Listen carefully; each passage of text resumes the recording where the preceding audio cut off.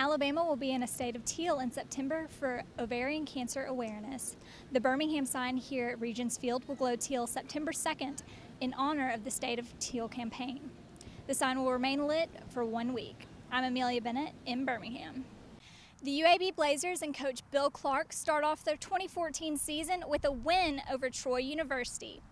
The Blazers lagged in the first half but came out strong with a 48-10 win. I'm here with Dr. Hardig. Now, how will the MassComm and Comms departments benefit from the expansion of the MassComm building? Well, the obvious reason is because we are one department and we're located currently about as far across campus from one place to the other as you can possibly be. So that's going to be the primary benefit, is just the proximity of the two programs coming together.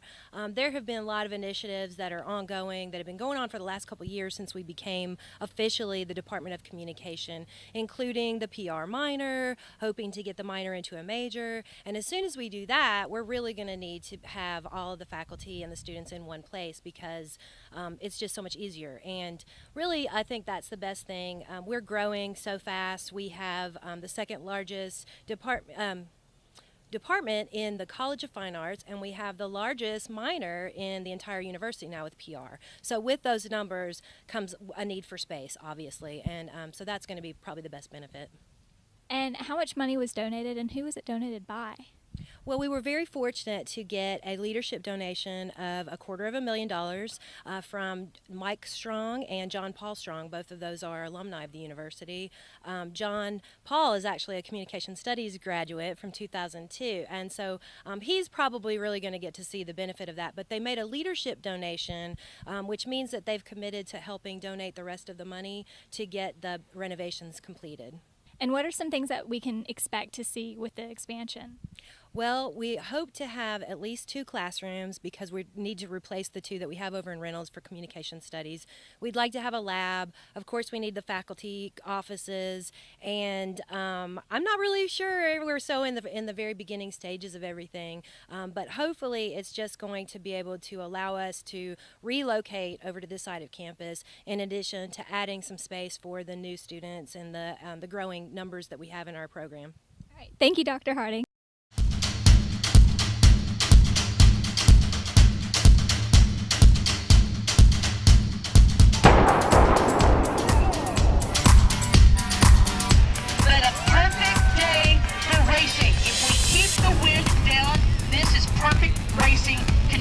For these athletes. Old Mountain State Park.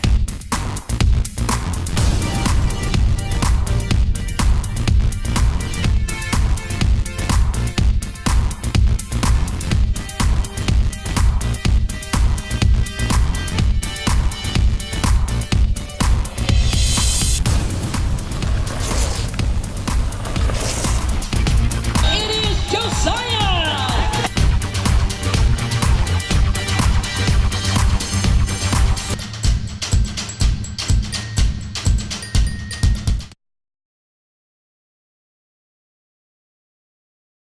When I was just a very young girl, I made a decision that I was going to give myself to God.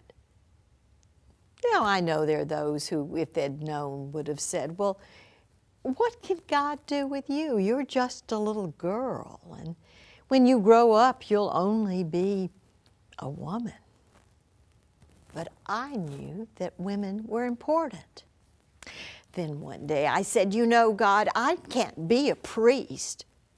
They won't even let me in the temple. He said, no, no, no, no. Just learn to be a woman.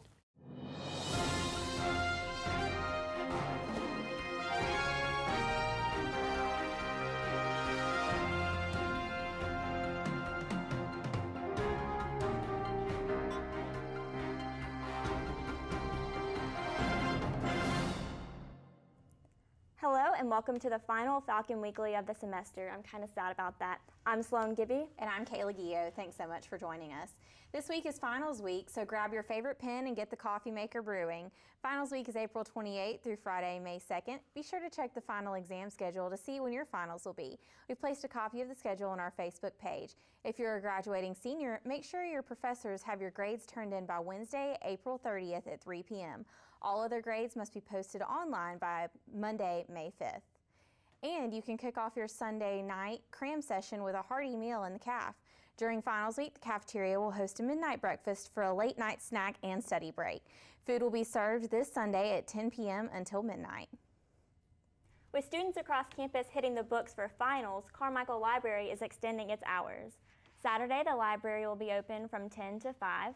On Sunday, Carmichael will open at 2 p.m. and stay open until 2 a.m. Monday through Wednesday of finals week, the library doors will be open from 7:30 a.m. to 2 a.m. Thursday's hours are 7:30 a.m. to 11 p.m. and Friday's hours are 7:30 to 5. Now for a look at how Montevallo students are preparing for finals. Falcon Weekly's Irene Cardenas hit the bricks to learn about how students are getting ready for their upcoming exams.